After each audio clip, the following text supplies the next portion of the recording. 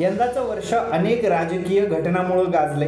राज्यात आणि देशात आणि जगात महत्त्वाच्या राजकीय घटना घडल्या। त्यापैकी राज्यातील नेमक्या महत्त्वाच्या 10 टॉप 10 राजकीय घटना कोणत्या आहेत जाणून घेणार आहोत या व्हिडिओच्या माध्यमातून। नमस्कार, मी प्रथमेश आणि आपण सर्वजण पाहत आहात नवराष्ट्र। पहिली राजकीय महत्त्वाची घटना घडली ती म्हणजे शरद पवारांचं राजीनामा नाट्य। महाराष्ट्राच्या राजकारणात मागचे 2 वर्ष मोठ्या उलटफेरांचे राहिले। यामध्ये राष्ट्रवादीचे अध्यक्ष शरद पवार यांचं राजीनामा नाट्य ही महत्त्वाची घटना होती। त्या घटनेनंतर काही महिन्यामध्येच राष्ट्रवादीत फूटही पडली। त्यामुळे शिवसेनेनंतर महाराष्ट्रात राष्ट्रवादीतही 2 गट पडले।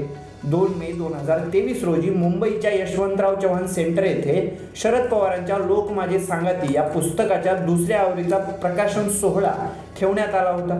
त्यासाठी यशवंतराव चव्हाण सेंटर मुंबई येथे राष्ट्रवादी पक्षाचे कार्यकर्ते, नेते, आमदार, खासदार, स्वतः शरद पवार, पत्नी प्रतिभा पवार, अजित पवार, सुप्रिया सुळे असे सगळे मान्यवर उपस्थित होते। पुस्तक प्रकाशनाच्या सोहळ्यानंतर शरद पवारांनी अचानकच राष्ट्रवादी काँग्रेस पक्षाच्या अध्यक्षपदाचा राजीनामा देत असल्याचं जाहीर केलं आणि गोंधळ उडाला। उपस्थित सर्व कार्यकर्ते, नेते यांनी शरद पवारांच्या चहूबाजूंनी गराडा घातला।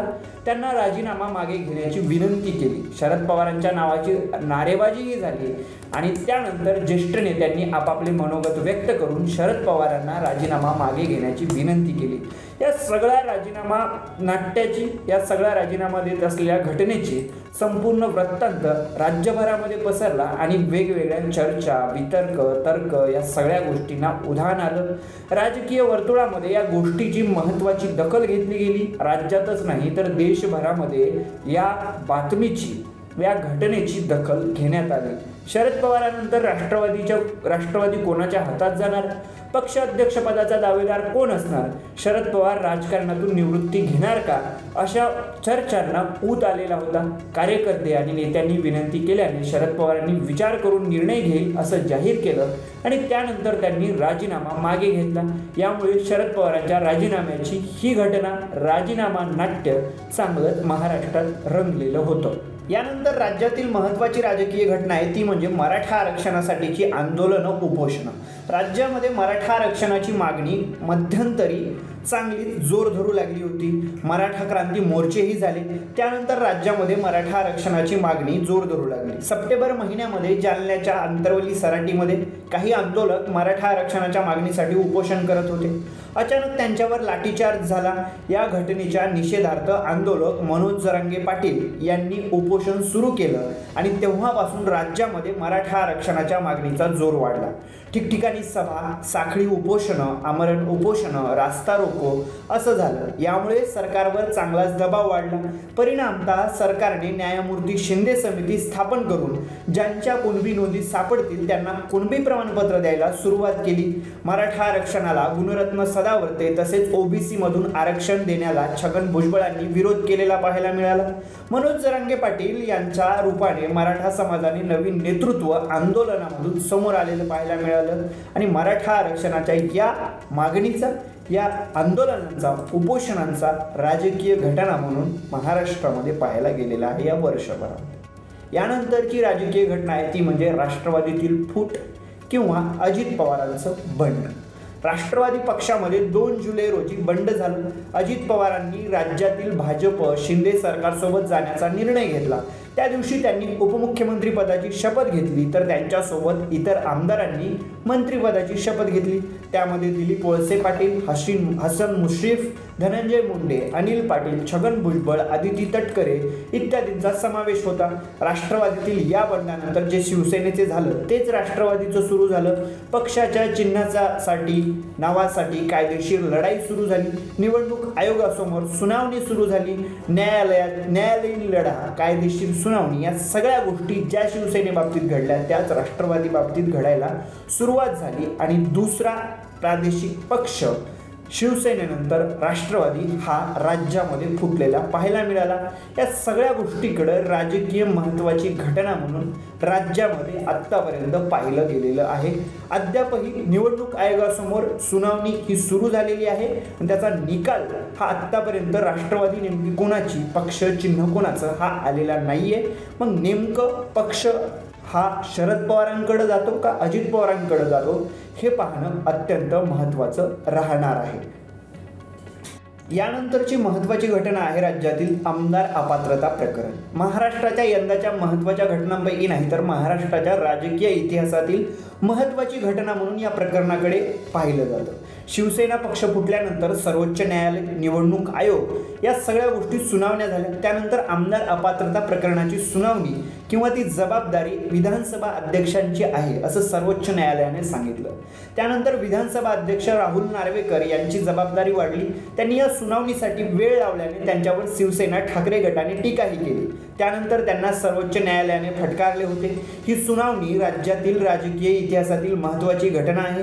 यामध्ये शिवसेनेसारख्या प्रादेशिक पक्षातील आमदार अपात्रता नेमकं कोणत्या गटाचे ठरतील हे नक्की होणार आहे. आता विधानसभा अध्यक्ष राहुल नार्वेकरांनी सर्वोच्च न्यायालयाकडे अंतिम निकाल देण्यासाठी 10 जानेवारीपर्यंतची मुदतवाढ मागितली आहे आणि ती मुदतवाढ त्यांना मिळालेली देखील आहे. मग नेमकं कुठल्या गटाचे आमदार अपात्र होतील हे पाहणं अत्यंत महत्त्वाचं ठरणार आहे. यानंतरची राज्यातील महत्त्वाची घटना आहे ती म्हणजे शासन आपल्या दारी कार्यक्रम. राज्य सरकारने शासन आपल्या दारी हे कार्यक्रम गेल्या वर्षभरात ठिकठिकाणी घेतलेत. शासन आपल्या दारी या उपक्रमाला उद्घाटन सोहळा मुख्यमंत्र्यांचा गृहजिल्हा असलेल्या सातारा जिल्ह्यापासून झाला. आत्तापर्यंत बुलढाणा, परभणी, शिर्डी, अहमदनगर, जेजुरी, नाशिक, धुळे, गडचिरोली, जळगाव, नांदेड, पालघर, कोल्हापूर, सिंधुदुर्ग, छत्रपती संभाजीनगर, रत्नागिरी या जिल्ह्यामध्ये शासन आपल्या दारी हा उपक्रम राबवण्यात आला आहे. या उपक्रमाला मुख्यमंत्री, उपमुख्यमंत्री तथा तिथले पालकमंत्री उपस्थित राहत असतात. त्याचबरोबर या उपक्रमामध्ये, या कार्यक्रमामध्ये काही ठिकाणी विरोधही झाल्याचं पाहायला मिळालं. यवतमाळमध्ये काही स्थानिक कार्यकर्त्यांनी कार्यक्रमात गोंधळही घातला होता. या कार्यक्रमासाठी मुख्यमंत्री, दोन्ही उपमुख्यमंत्री, पालकमंत्री हे संबोधित देखील करत असतात. यामुळे हा कार्यक्रम महत्त्वाचा ठरलेला आहे आणि राजकीय घटना म्हणून या कार्यक्रमाकडे पाहिलं जातं. यानंतरची महत्त्वाची राजकीय घटना आहे ती म्हणजे पंकजा मुंडेंची शिवशक्ती यात्रा. पंकजा मुंडे ऑगस्ट महिन्यापूर्वी 2 महिने ब्रेकवर गेल्या होत्या. राज्यात सुरू असलेल्या राजकारणाचा कंटाळा आल्याने त्यांनी ब्रेक घेतला होता असं त्यांनी स्वतः सांगितलं. त्यानंतर त्या ऑगस्ट महिन्यापासून राजकीयरित्या पुन्हा सक्रिय झाल्या. राजकारणात पुन्हा सक्रिय होताना त्यांनी शिवशक्ती यात्रा काढली. या यात्रेत त्यांनी महाराष्ट्रातील ज्योतिर्लिंग आणि 3.5 शक्तिपीठांचं दर्शन घेणार असल्याचं सांगितलं. या यात्रेची सुरुवात त्यांनी घृष्णेश्वराच्या मंदिरात दर्शन घेऊन केली. त्यानंतर त्यांनी नाशिक, नगर, पुणे, सातारा, कोल्हापूर अशा जिल्ह्यामध्ये जाऊन तिथल्या मंदिरांचं, तिथल्या देवी देवतांचं दर्शन घेतलं. लोकांच्या भेटीगाठी घेतल्या. या यात्रेमध्ये त्यांचं चांगलं स्वागत झालं. त्यांच्यावर पुष्पवृष्टी करण्यात आली आणि या यात्रेमुळे त्यांची लोकप्रियता प्रचंड असल्याचं पुन्हा एकदा दिसून आलं आणि पंकजा मुंडेंनी आपली ताकद देखील राजकीयदृष्ट्या या यात्रेतून दाखवून दिली. यामुळे त्यांच्या राजकारणाला चांगलंच वळण भेटलेलं देखील या यात्रेच्या माध्यमातून पाहायला मिळालं. 11 दिवस ही यात्रा चालली. यामुळे पंकजा मुंडे ह्या चांगल्या चर्चेत आलेल्या होत्या आणि ही यात्रा देखील तेवढीच महत्त्वाची ठरलेली होती महाराष्ट्राच्या राजकारणामध्ये. यानंतरचा महत्त्वाची घटना आहे 7वी, ती म्हणजे BRSचा महाराष्ट्रात प्रवेश. BRS पक्ष अर्थात KCR यांचा पक्ष. तेलंगणामध्ये KCR जेव्हापासून तेलंगणा राज्याची स्थापना झाली तेव्हापासून KCR मुख्यमंत्री आणि BRSचा सत्ता ही तेलंगणामध्ये समीकरण ठरलेलं होतं. परंतु यंदा या समीकरणाला कुठेतरी छेद बसला आणि काँग्रेस पक्षाने सत्ता स्थापन करून रेवंत रेड्डी मुख्यमंत्री झाले आणि मुख्यमंत्री म्हणून KCR यांना पायउतार व्हावं लागलं. या घटनेच्या अगोदर, या विधानसभेच्या निवडणुकीच्या अगोदर BRSने महाराष्ट्रामध्ये स्वतःची पाळमुळं घालायला सुरुवात केली होती. महाराष्ट्रात प्रवेश केला होता. BRSचा महाराष्ट्रात प्रवेश ही महत्त्वाची राजकीय घटना घडलेली होती. यामुळे महाराष्ट्राच्या राजकारणाला वळण मिळेल असं देखील चर्चा झाल्या. महाराष्ट्रातील अनेक नेत्यांनी, त्यामध्ये शंकरअण्णा धोंडगे असतील, हर्षवर्धन जाधव असतील, यासारख्या नेत्यांनी BRSमध्ये प्रवेश घेतला. वेगवेगळ्या ठिकाणी पक्षप्रवेशाचे मेळावे देखील झाले, पक्षप्रवेशाच्या सभा देखील झाल्या. या सभामधून, मेळाव्यामधून भाषण करत असताना KCR यांनी तेलंगणामध्ये शेतकरी किती सुखात आहे असं सांगितलं. तेलंगणातील शेतकऱ्याप्रमाणे महाराष्ट्रातील शेतकऱ्याला जर सुखी व्हायचं असेल तर तेलंगणाचं मॉडेल महाराष्ट्रात यावं लागेल आणि BRSला महाराष्ट्राच्या सत्तेत यावं लागेल असं देखील KCR यांनी आवाहन केलेलं होतं. यामुळे BRS चांगलाच KCR यांचा पक्ष चांगलाच महाराष्ट्रात वाढेल असं देखील बोललं जात होतं. परंतु असं होत असताना नांदेड, सोलापूर, संभाजीनगर, मराठवाड्यातील अशा अनेक जिल्ह्यामध्ये BRS पक्ष प्रवेश करत असताना मात्र तेलंगणामध्ये BRSला पराभव स्वीकारावा लागल्याने आता मात्र BRSची हवा कुठंतरी महाराष्ट्रात शांत झालेली पाहायला मिळते. BRS पक्षाचा गाड्यांचा ताफा घेऊन KCR जेव्हा पंढरपूरला दर्शनाला आले होते तेव्हा देखील त्यांचा दौरा चांगला चर्चेत आलेला होता. यानंतरची 8वी राजकीय घटना आहे ती म्हणजे पंतप्रधान नरेंद्र मोदींचा पुणे दौरा. पंतप्रधान नरेंद्र मोदी पुणे दौऱ्यावर आलेले होते. हा पुणे दौरा त्यांचा वादात देखील सापडला होता आणि महत्त्वाची राजकीय घटना म्हणून त्याकडे पाहिलं जातं. देशामध्ये मणिपूरचा मुद्दा चांगलाच तापलेला होता. मणिपूरमध्ये हिंसाचाराच्या घटना वाढत होत्या, जाळपोळ होत होती. अशातच पंतप्रधान नरेंद्र मोदी यांनी महाराष्ट्र दौरा आखला. यामध्ये त्यांनी पुण्याला भेट दिली. या दौऱ्यामध्ये त्यांनी टिळक पुरस्काराने त्यांना सन्मानित करण्यात आलं. विशेष म्हणजे या पुरस्कारासाठी राष्ट्रवादीचे अध्यक्ष शरद पवारही उपस्थित होते. त्यामुळे या दौऱ्याची चांगली चर्चा देखील पंतप्रधानांच्या झाली. त्यामुळे मोदींच्या या दौऱ्याची चर्चा झाली. त्याचबरोबर पुण्यामध्ये विरोधी पक्षाच्या नेत्यांनी त्यांच्या विरोधात निदर्शनं देखील केली. काळे कपडे घालून काळे झेंडे दाखवून निषेध व्यक्त केला. मणिपूरमध्ये जाळपोळ हिंसाचार होत असताना पंतप्रधान पुण्याला कसे येऊ शकतात, मणिपूरला गेले का नाहीत असे सवाल देखील विरोधकांनी विचारलेले होते. विरोधकांनी आणि सामाजिक संघटनांनी ही भूमिका घेतल्याने पंतप्रधान नरेंद्र मोदी यांचा दौरा हा महत्त्वाची राजकीय घटना महाराष्ट्रातील ठरलेली पाहायला मिळते. याच दौऱ्यामध्ये त्यांनी पुणे मेट्रोचं उद्घाटनही केलेलं होतं. त्यामुळे देखील या दौऱ्याची चर्चा झालेली होती. यानंतरची महत्त्वाची राजकीय घटना आहे ती म्हणजे छगन भुजबळांच्या OBC सभा. मराठा आरक्षणाची मागणी जोर धरू लागली. त्याप्रमाणेच मराठ्यांना सरसकट OBC मध्ये प्रवेश मिळावा, सरसकट कुणबी प्रमाणपत्र मिळावेत अशी मागणी देखील करण्यात आली. परंतु या मागणीला OBCचे नेतृत्व म्हणून, OBCचं नेता म्हणून छगन भुजबळ यांनी विरोध केलेला पाहायला मिळाला. छगन भुजबळांनी OBCच्या हिताची बात केली आणि त्यासाठी त्यांनी जालन्यामधून एल्गार सभा देखील सुरू केल्या. जालन्यातील एल्गार सभेसाठी विरोधी पक्षनेते विजय वडेट्टीवार असतील, प्रकाश शेंडगे असतील, स्वतः छगन भुजबळ असतील असे OBCचे नेते एकत्र आले. यामुळे या OBC सभा ह्या राजकीय दृष्ट्या महत्त्वाच्या देखील समजल्या जाऊ लागल्या. या OBC सभांची चर्चा झाली. जालन्यानंतर हिंगोली, इंदापूर येथे OBCच्या सभा झाल्या. या OBCच्या सभामधून छगन भुजबळांनी मराठ्यांना सरसकट कुणबी प्रमाणपत्र देऊन OBC मध्ये समाविष्ट करू नये अशी मागणी देखील केली आणि सरकारवर टीका देखील केलेली पाहायला मिळाली. मराठा विरोधी असेल किंवा मराठा आरक्षणाच्या मागणी विरोधी, मनोज जरांगे पाटील विरोधी असतील वक्तव्यामुळे छगन भुजबळांच्या या OBC सभा चर्चेत आलेल्या पाहायला मिळाल्या. परंतु अलीकडे विदर्भातील वर्धा येथे त्यांची सभा आयोजित करण्यात आलेली होती. परंतु या सभेला लोक जमले नाहीत म्हणून ऐनवेळी छगन भुजबळ, गोपीचंद पडळकर यांनी या सभेला येण्याचं टाळलं. त्यामुळे देखील ह्या सभा चर्चेत आलेल्या होत्या.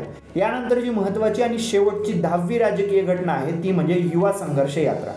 राज्यामध्ये पेपरफुटी, पदभरती भ्रष्टाचार, सरकार पदभरती करत नाही, स्पर्धा परीक्षांची फीस जास्त असते, बेरोजगारी वाढत चालली आहे, अशा वेगवेगळ्या युवकांच्या मुद्द्यांना घेऊन युवा संघर्ष यात्रा रोहित पवार आमदार, राष्ट्रवादी काँग्रेस पक्ष, शरद पवार गट यांनी काढली.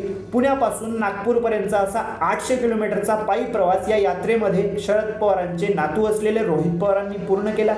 त्यांच्यासोबत गृहमंत्री राहिलेले राज्याचे आबा यांचे पुत्र रोहित पाटील यांनी देखील समावेश घेतला. या यात्रेमध्ये त्यांच्यासोबत अनेक तरुण चालत पायी नागपूरपर्यंत आले. त्यामुळे ही यात्रा महत्त्वाची ठरली. राज्याच्या राजकारणामध्ये 800 किलोमीटरचा पायी प्रवास केल्याच्या नंतर सांगता सभा या यात्रेची नागपूरमध्ये 12 डिसेंबरला झाली. या सभेसाठी शरद पवार, दिग्विजय सिंग, अमोल कोल्हे, संजय राऊत असे मातब्बर नेते 0 माईल नागपूर येथे जमलेले पाहायला मिळाले होते. या यात्रेनंतर रोहित पवारांच्या अटकेची, रोहित पवारांना पकडण्याची देखील घटना घडली. पोलिसांनी या यात्रेला तेव्हा अडचणीत आणलं देखील असं देखील बोललं रोहित पवारांनी, अशी टीका देखील सरकारवर केलेली होती. या यात्रेचा शेवट मुख्यमंत्र्यांसोबत रोहित पवारांनी चर्चा करून केला. अशा प्रकारे 10 महत्त्वाच्या राजकीय घटना राज्यामध्ये घडल्या. तुमच्या मते या 10 पैकी महत्त्वाची घटना कोणती नक्कीच कमेंट करून सांगा. अशाच प्रत्येक व्हिडिओसाठी पाहत रहा नवराष्ट्र.